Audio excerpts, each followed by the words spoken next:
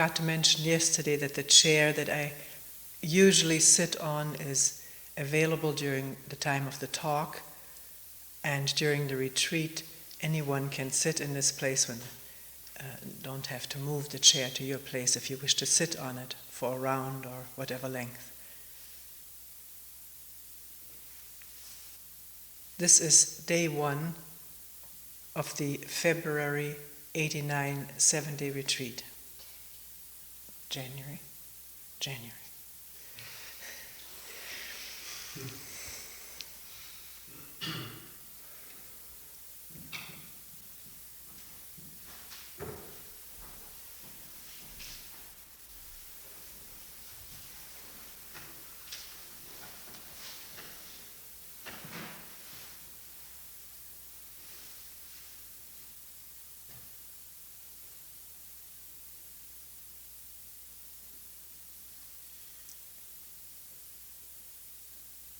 At the very beginning of each retreat and of each talk, first talk in a retreat, we say something about listening to a talk and about the relationship between the one who is talking and the one who is listening, our relationship with each other. Yesterday we had very short introductory guidelines because everyone there yesterday had already been to retreat before, and we thought we make it short so as not to burden people with having to hear things over and over again that they already know. And with regard to certain things, that is all right. Memory supplies guidelines that need to be remembered about eating or schedule and so forth. And yet, what we talk about and talking itself during this time is something different. Not just for the listening, but also for the talking. It's the same thing. It is not something remembered that we've said over and over again, but it is something freshly uttered right now, looked at freshly this moment. Only because that is possible, to look at something freshly and express it out of that looking, only because that is possible can there be so many talks, year in, year out. Or else it would become an unbearable drudgery to say the same thing over and over again, which is what may happen. The same thing may be said over and over again, but it is said in a fresh spirit of looking and wondering and listening. So can this be the same thing for all of us? So as things are said about listening to a talk or about the relationship between the one behind a microphone and the one in front of a microphone, that these words don't evoke what one already knows, which could have a real blotting effect, a hiding effect of what is really said and not looking directly. So can one speak and listen as though for the very first time?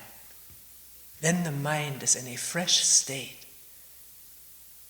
And in that state there is no boredom, no tedium. There is an openness of listening, looking, and discovering for oneself, this instant.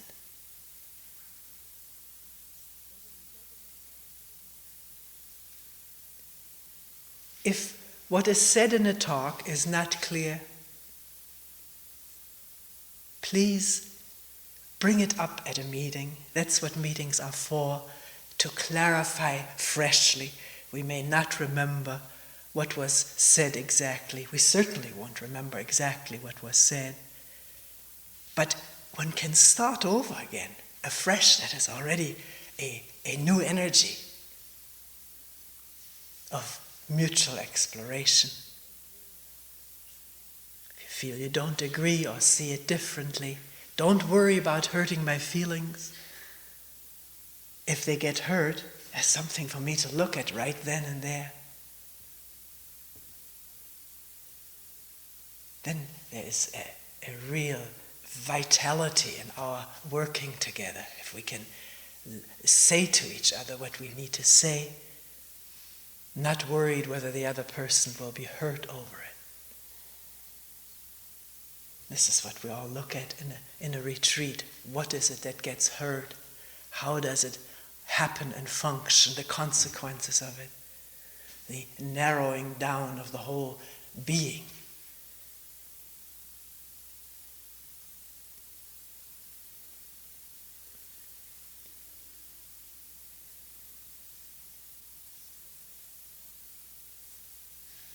So in listening, talking right now, do we have ideas about ourselves, ideas of what we are identified with, what we want to hear, want to have reaffirmed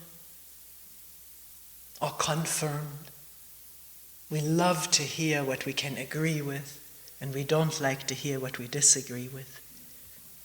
Since there will be an opportunity to discuss either in a private meeting, can, for the time of the talk, be gently and easily put aside what is not agreed with, so that the listening doesn't get stuck. People tell me this. I got so angry at something you said, and I got stuck with it and didn't hear the rest of the talk, or only tuned in much later again. The moment a specific item gets a specific area of the brain and body involved, the openness of listening is finished, is gone. And even though one may not completely understand and I may not express it clearly, one can flow and pick it up again. So is there resistance to listening? Does one feel arising in oneself the spirit of fight? Can one see that instantly and not be overwhelmed by it, paralyzed by it? One person wrote to me, I was so bent on disproving you during that retreat, I hardly heard anything you said in the talks. And now I realize it's not a matter of proving and disproving anyways.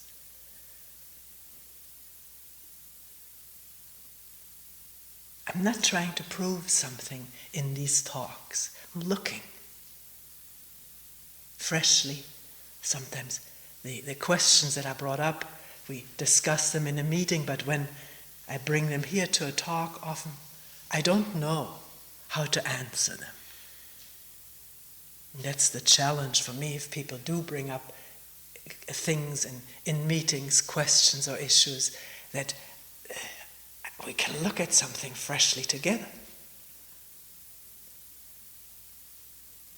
In bringing up a question in a meeting, I don't know the answer. Often it may sound, because we're so trained and so steeped in this relationship of quote teacher and quote student, that if Toni brings up a question, she already has the answer. She doesn't.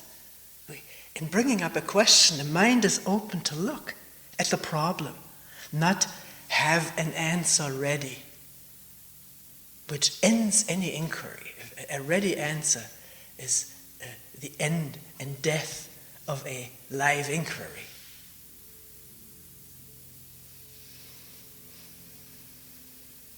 So in listening to a talk, or listening, because there's also the airplane, and someone sighing, and maybe a pain in the knee, it's all there. In listening, can the mind free itself as instantly as it is perceived, of image, of what one is and what the person is who's giving the talk, of wanting something or not wanting something, so that all of these little kinks and wrinkles of the mind are smoothed out in the listening, and not knowing what one wants, or not knowing what is going to be said, and not knowing who that person is or who oneself is in listening or talking.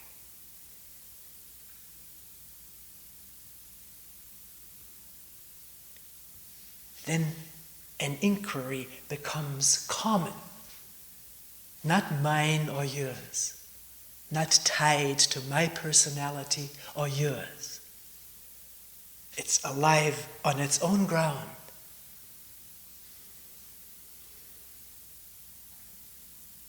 What is relationship when there is no image, for instance? Right now, there's no image of myself as this and you as that. That is quiet, that kind of a provision in the mind. It's quiet.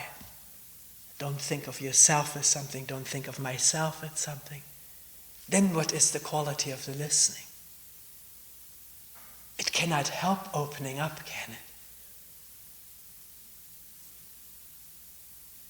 Because then there's no need to feed the image of oneself as this or that. An image is not just there accurately of sitting here in a certain blue shirt and pants and so forth. If that was all, it wouldn't be so dangerous. But most images that we're identified with them, and they constantly beg being fed, being supported, being affirmed, acknowledged, approved of, fulfilled, aggrandized.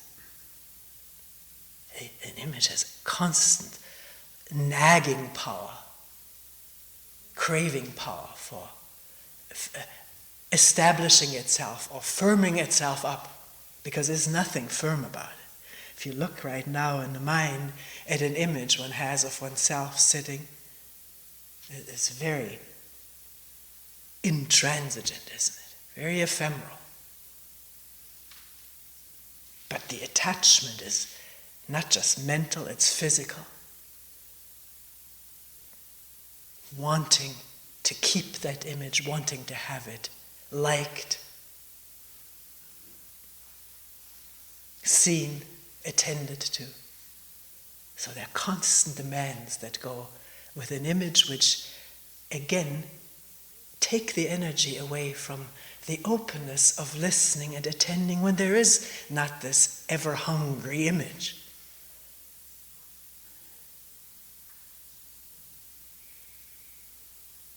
Not only ever hungry, but ever afraid it may get hurt or slighted or not acknowledged, not liked, bettered by someone else's image. So it's not just the constant hunger that goes with it automatically, it's built into that whole program, but the fear of not being able to maintain itself, of failing others or failing oneself. Can one observe this moment as it is talked about, but also in one's moment-to-moment living right now inside of a retreat, but when one leaves the retreat, one's moment-to-moment living with each other. It is almost completely directed and usurped by serving the self-image. If one will observe it on its not just gross levels, but very subtle and often unconscious levels.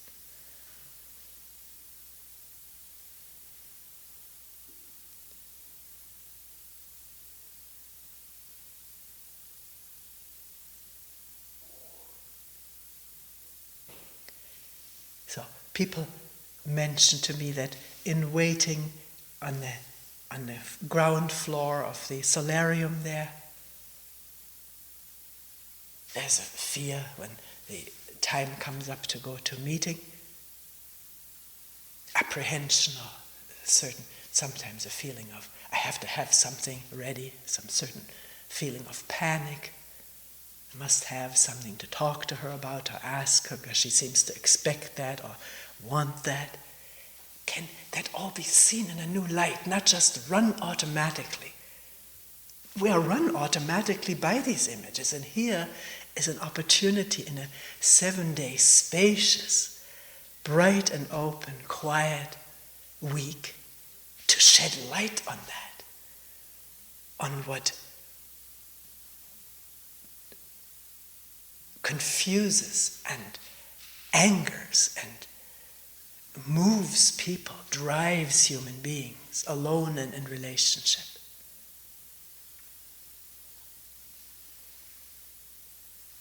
Not to say, well, this is just a fact, I have to put up with it, this is human nature or so. That is, again, death to the inquiry. But wondering what moves one, not just consciously, is such. Just the tip of the iceberg is conscious. We're aware of what goes on, most of it. We are totally unaware of how we talk and react, project.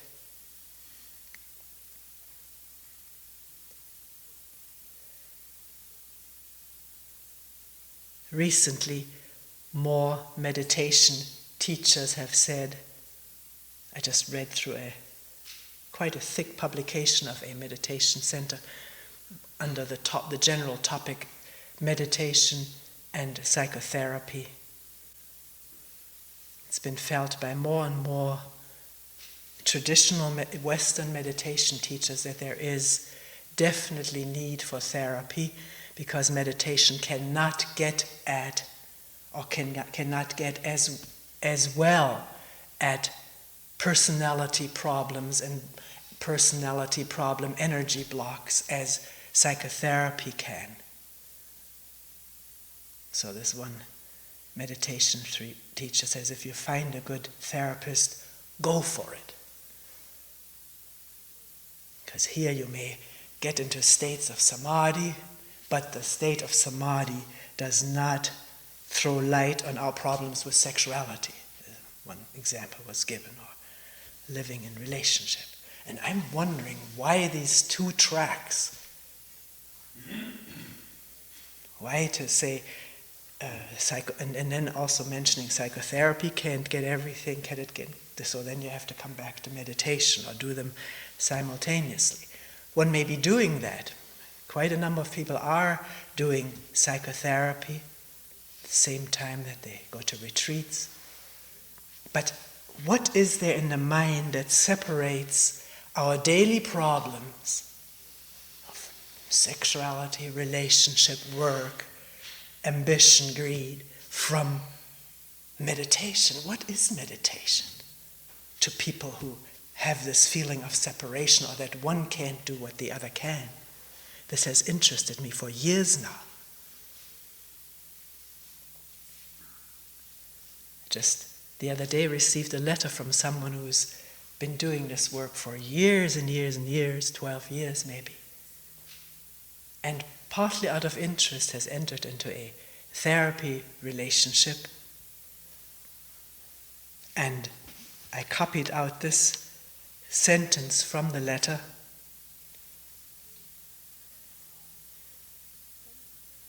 He says, I was amazed at the censoring out of one's awareness that goes on in sitting. The censoring out of one's awareness while sitting. And he continues, pushing thoughts or the reactions to thoughts out of the head, out of the body-mind, pushing thoughts or the reactions to the thoughts out of the body-mind in order to appear or feel attentive.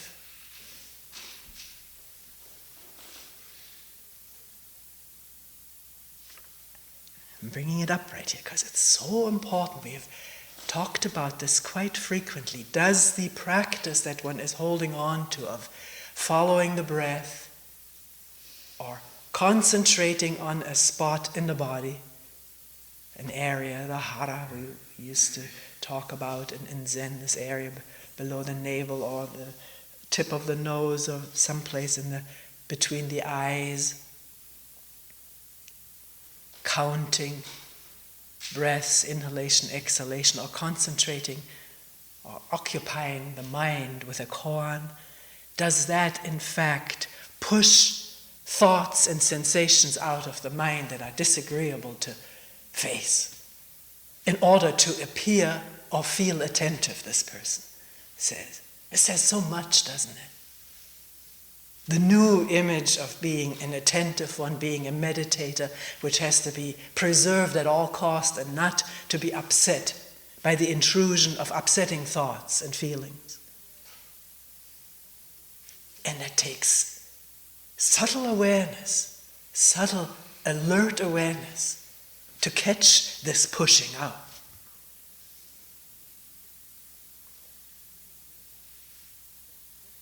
And yet, the question immediately arises, well, what is one to do with thoughts as they arise? Go with them?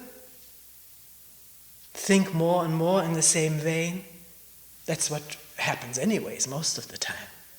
Being on that train and continuing with the thoughts.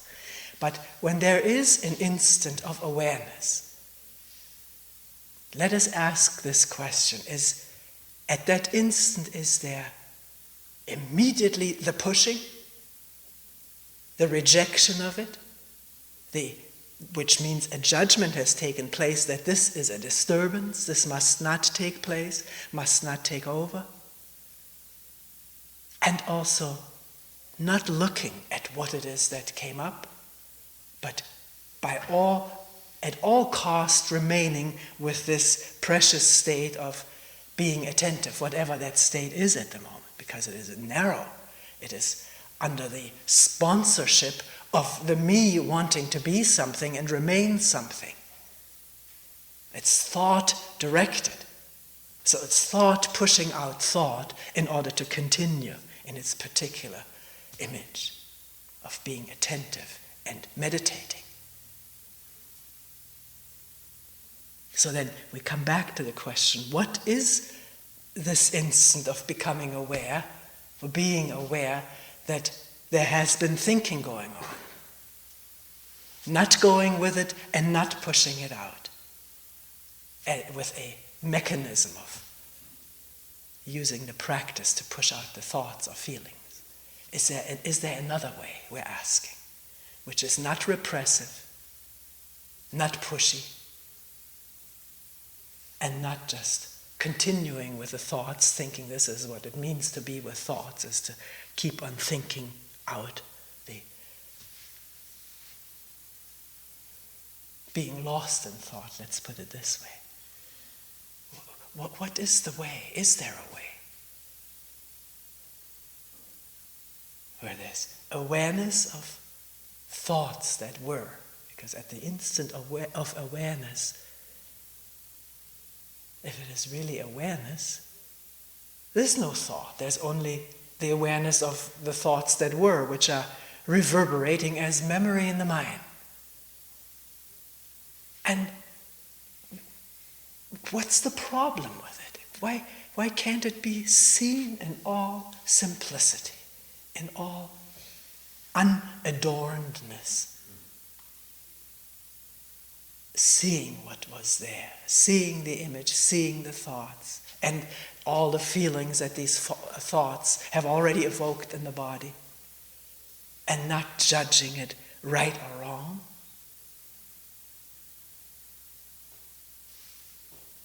The mind remaining open.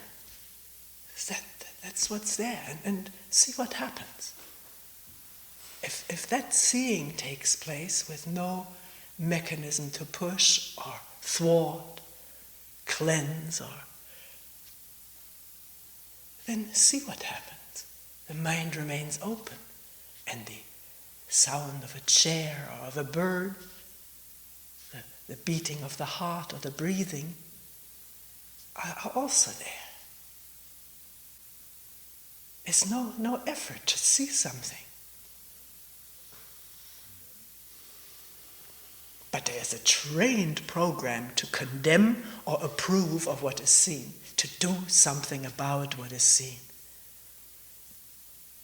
which is our deepest program, is to be the doer of things for and against. And can that come into awareness, not to be judged or eliminated, but to be understood and seen, encountered freely, without any action taken? And there's no action taken against it. This can't maintain itself.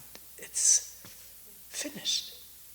The physical symptoms that a certain train of thought or fantasy evoked throughout the body is not immediately finished, because the body has a slower rhythm. Thought can finish immediately, but the physical feelings about it, the pleasure, pleasantness, or disagreeableness, or pain that went with it, are slower in dissipating. May not dissipate at all, one doesn't know. Can one just, this is there now, and nothing to be done with it. What is it when nothing is done to it? And again, a very subtle alertness is needed to find all the things that are done against it. How the body instinctively almost braces against unpleasant feelings. It's part of the unpleasant feeling that the body is bracing against something. And when that is discovered, it's amazing. When the bracing against goes, what is left is not unbearable. It's just what it is. But not what it is, again, interpreting it intellectually, but existentially, just that is there right now. It's part of the belly or the chest.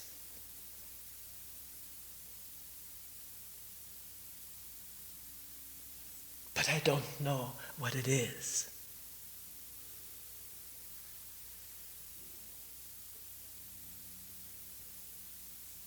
So all the reactions that go with knowing what it is can drop away. If I know it is this or that trauma or whatever, then I don't like it. I want it to be solved, disappear. And that adds to the tension, adds to the discomfort. But when I don't know what it is, I don't have to react to it at all. It's given freedom. This particular physical happening is given freedom to express itself in whichever way, and also dissipate, disappear, dissolve in a natural way, which mysteriously the body has this mysterious wisdom of taking care of most of its ailments and tensions, if it's not interfered with by thought which knows better, but doesn't really.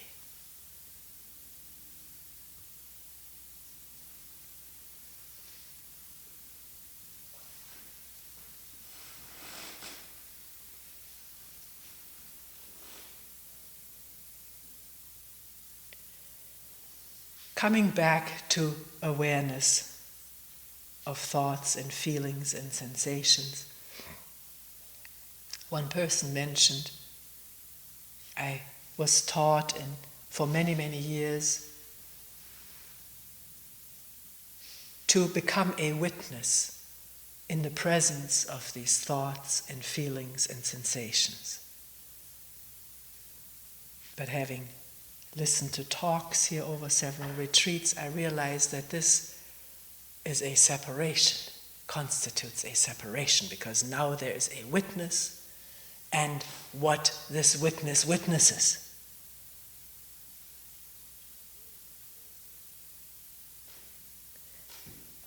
See, words are very tricky. I may have used that word at times too, to witness it, although it's a dangerous word because it has such a definite identity about a witness, a separate entity who watches what is happening to him or her. But that's not awareness. And if one has this feeling of being a separate witness or observer of the thoughts, feelings, emotions, sensations that are happening from moment to moment, if that feeling of being a separate witness or observer of all of that is present, could one inquire what the separate observer or witness is? What makes up this entity?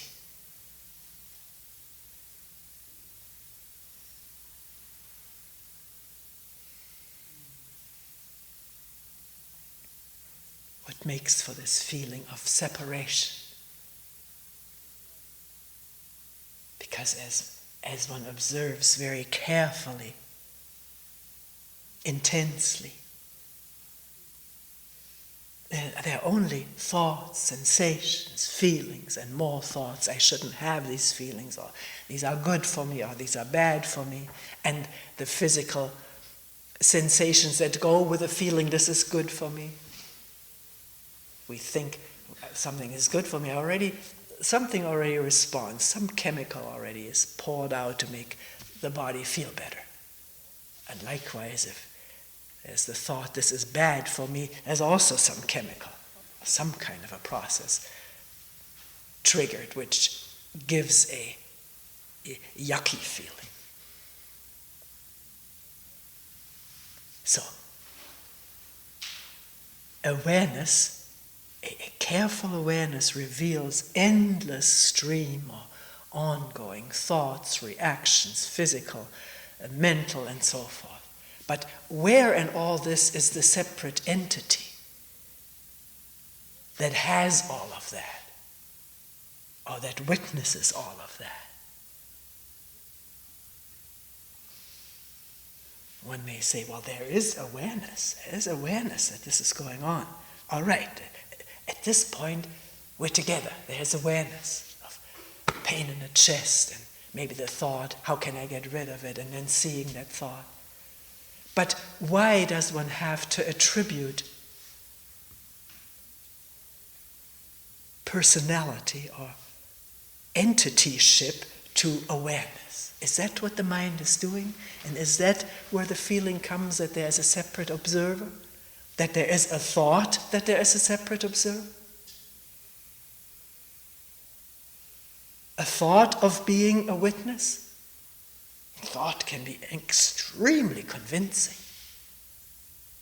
That's how we live, in this convincing world of thoughts and images, which are a world of its own, may have nothing to do or very little to do with the world of reality in which we live. So is there indeed the thought that I am an observer of my anger? When I say I shouldn't be angry, or I have a right to be angry, or I must overcome this anger, is there then the thought that there is a me that has something to do about that? Or a right to feel that way? See it emerging with the thought and the repetitiousness of it, the traditionalness of feeling and to be an observer. The habit of it, the strength of it. Does that create the separate entity? Please look at that, examine it, make it a big question. If that feeling of separation is there, as awareness reveals thoughts and reactions and feelings and sensations. Examine if there is a feeling of someone separate from all of that. Examine what is that separation, what makes for that feeling of a separate entity. Because if there's insight into that is part of the whole stream of thought, sensation, and emotion, when there's insight into that, then the the biggest conflict of our life ends. Feeling separate inside from what is happening inside and outside. Because in this separation between witness and what she witnesses, there's conflict. The person immediately confirmed that. Of course, she said, a constant conflict. I don't want to be this way. I should be different.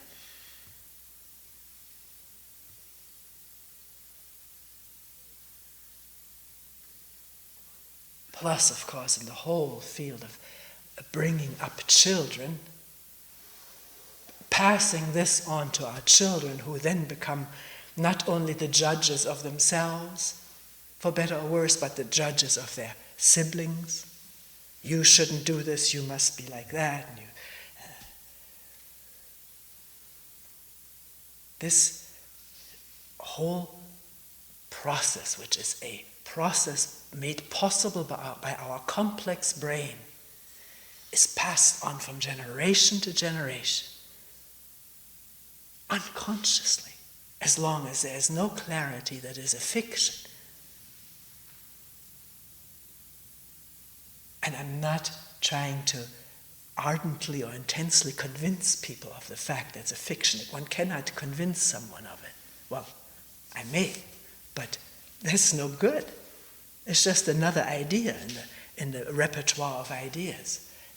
Nothing short of insight into this releases this conflict.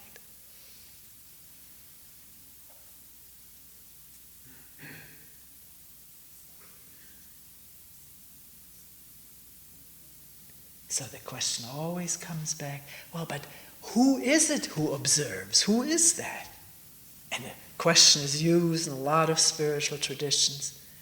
But already when we ask that question, we already posit someone, don't we?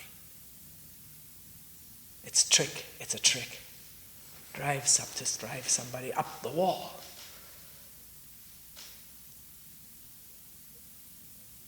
There's no one. There's only seeing, there's only thinking, there's only emoting, sensing, feeling.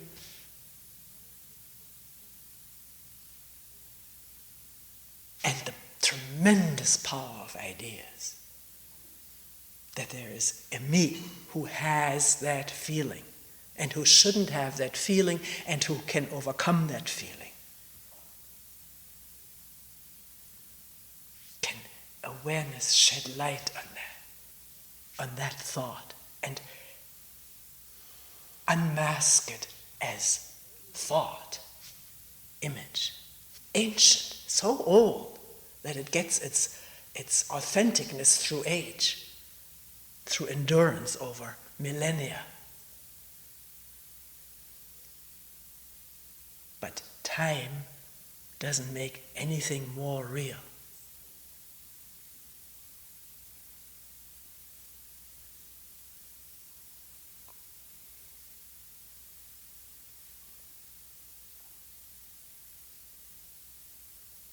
So, is it possible to detect the infant stage of the first thought that comes up and says, I am seeing that, and question it right away? See it. It's only feeling. And one doesn't need to call that feeling and emotion either. The directness of experiencing is much less divisive than the naming of it and the reacting to it. But it doesn't seem to come easy. But it doesn't have to come easy. It's possible. That's the only important thing. It's possible experiencing without naming and knowing. Which means a name coming up and the reaction accompanying the name is detected. Not by me, it's seen. Not by anyone. There's awareness. For some mysterious reason that has the capacity within this organism, or should we not even limit it to this organism, within life, aliveness, to be aware. Not solely to be caught up in instinct, habit, program, but to be aware. And at an instant of awareness, it has no personal characteristics. That awareness has nothing personal about it. That's why it is awareness. Because the moment it's personal and it's thought. It's me who's seeing something and how good I am to see this, or how poor I am not to see. That's all thought.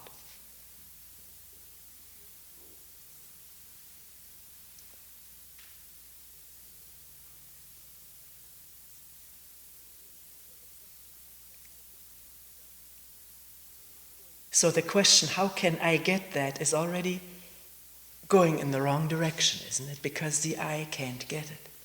The I can only think and image and remember. Because in itself it is image and thought and remembrance. That's what the I is. A whole collage of it.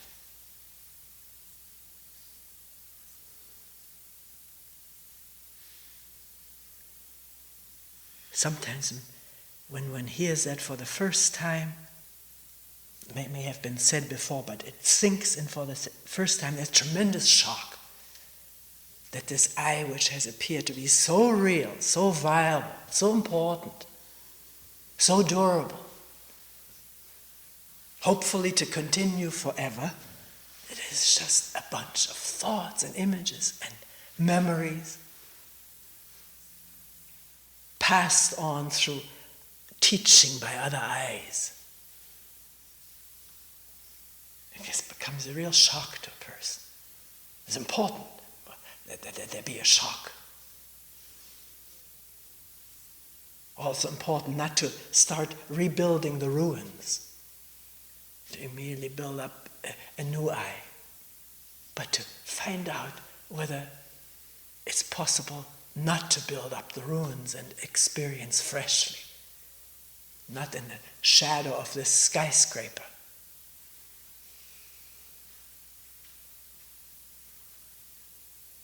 Not that when this thing shakes or breaks down, it's gone forever. The program is too deeply set throughout the body.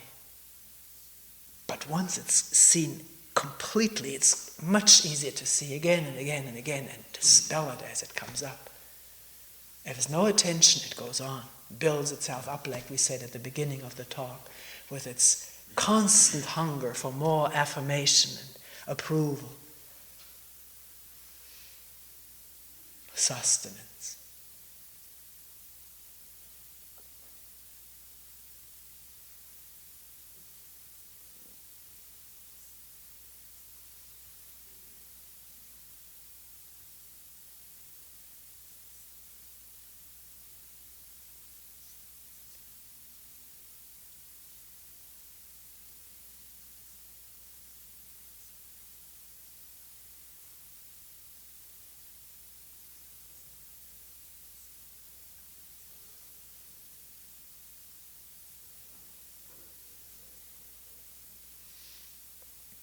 One person said, having been very involved and busy in recent months with a lot of things, it's been very difficult to be in touch with the depth of this work. And another person said, it's a real privilege to come here into the quiet, a week of quiet. And it seems more and more to be a fact that unless there is some quiet in one's daily life, which there usually isn't, there cannot be touch with the depth of this work. It's a real dilemma, isn't it?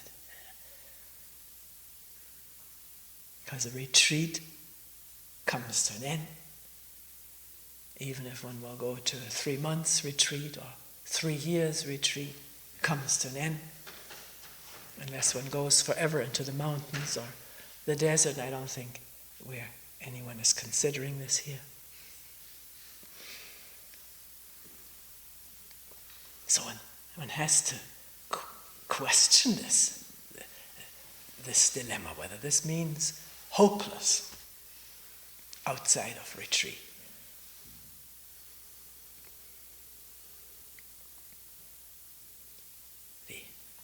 The hecticness, the involvedness, the utter difficulty of relationship with a husband, with a wife, with the children,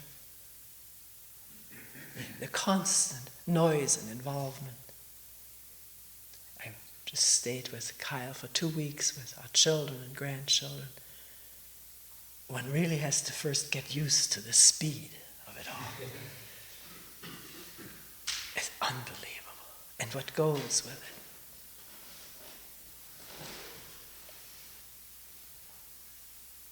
it. And the little children grow up in that.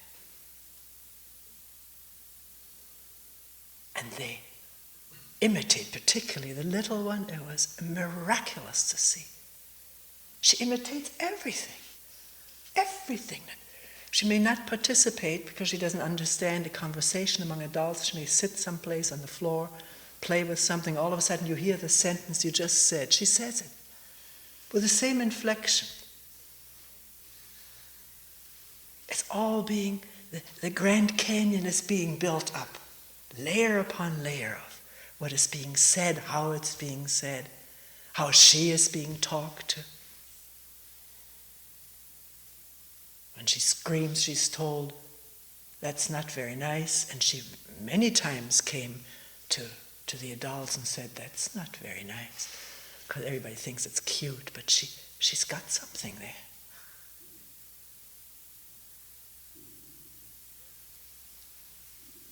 The very moving thing to see is how the 6-year older brother passes all the stuff that's been put on him in terms of blame or impatience. Don't do this, or stop it right now. Just passes it on to the little one with a glee, and yet with seriousness too. And it's not just the parents we get our stuff from, it's the older brothers and sisters. He's just like a parent, passing on unfinished business or business that was upsetting, hurtful, humiliating to this little sister. And every once in a while there's another little child coming into the house who gets daycare there. She's smaller than Adi, so Adi has somebody to pass it on to. The even smaller little child. And at the first impact you can see how shocking it is to a child to be yelled at or told you can't do this, or you did something wrong, or something taken away. That's mine. But then it immediately is deposited and it operates. And the way it operates is looking for the next one to pass it on to. This is how we've been living for hundreds and thousands of years. Things passed on to us and we passing it on to others. Unconscious, not aware of what we're doing. Or maybe just with a little bit of awareness which says, this is right, I'm justified, it's the good educational methods, or whatever we may justify it with. And coming away from that visit for a while into the high mountains with such clear air and a sense of solitude, that question became so strong as, can we be free from passing things on to others? Not all the time, but for times, for moments at a time. Not passing on our felt hurts and experienced angers and frustrations and injustices to the next victim.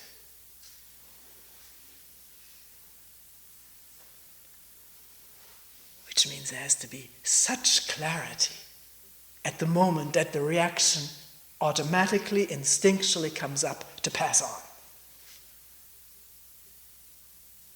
And it's not just human beings, animals already do it.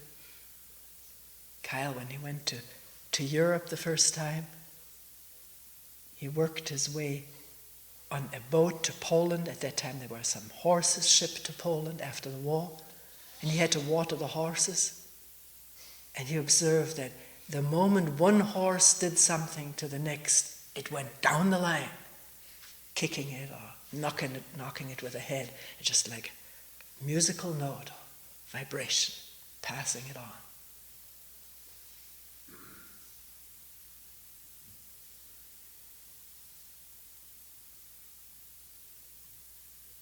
Now the meditation teachers say awareness, the way we've been practicing, although it is not even put this way, awareness or samadhi cannot uncover some of these things. We have to go to psychotherapy. I'm not knocking psychotherapy, but if anything is to be seen and learned, it has to be seen. Whether it's whatever you call the forum or the format in which it takes place, alone or with others or in a meaningful one-to-one relationship. And not just in that relationship, in a retreat or during the hour of therapy, but in our moment-to-moment living with each other. If it is not seen then, it goes on.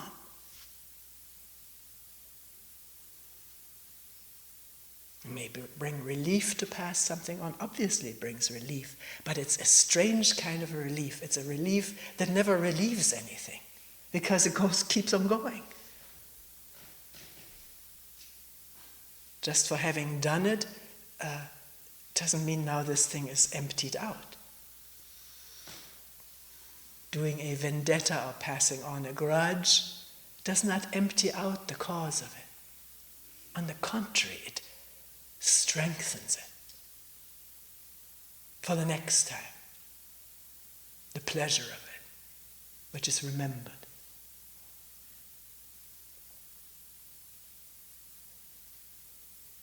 So, how will there be awareness at times in our living with each other, talking with each other, doing things to each other?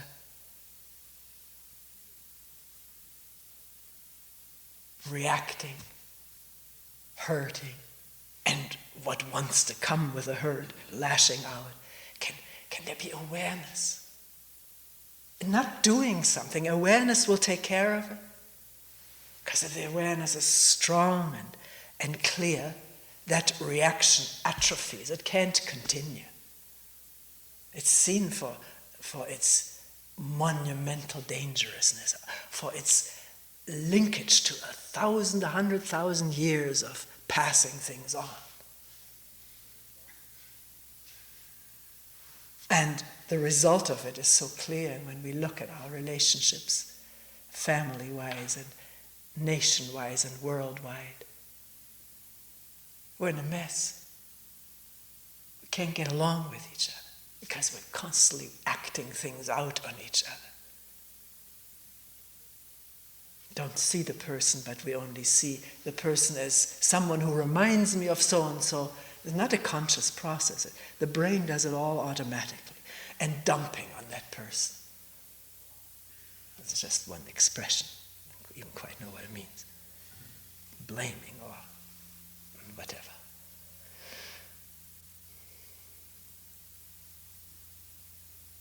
So, as people have noticed, it takes some inner silence and space to come upon this. But if this inner space and silence is solely confined to a retreat or an hour of a therapeutic interview, then what good is it?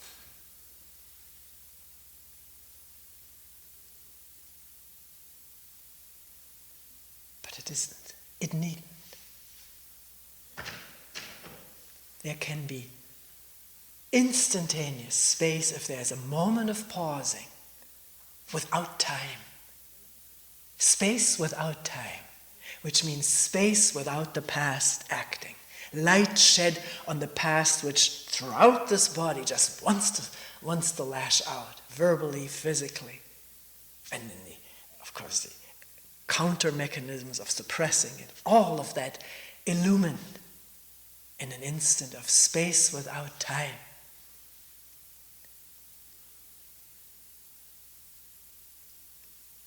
And the freedom of not having to continue something, even though it has been continued for years and years and centuries and millennia.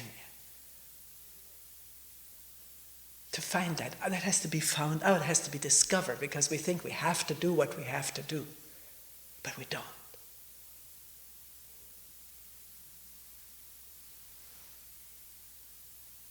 Because this tremendous attachment to this we is also illusory. It doesn't also have to continue. And without that tremendous attachment to the me and the we, there's much more space to observe what's going on and to be done with it, finished with it, not acted out. And that is not the repressive thing that the person in the letter talked about, or people here have talked about. Not using the practice to push away, but seeing and illumining what's going on. And out of that seeing and illumining, an ending, with no one doing it.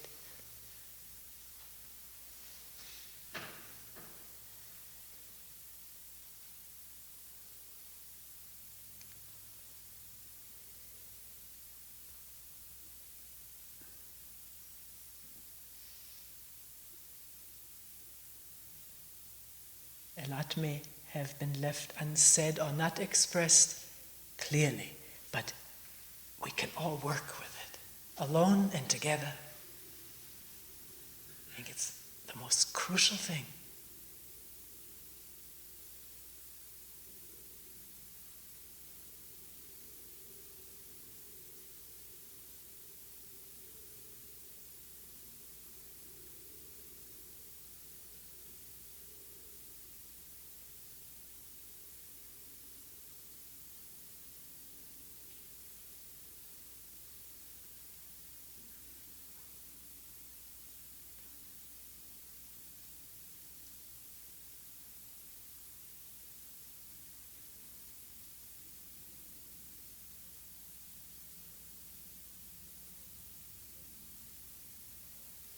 We will end here for today.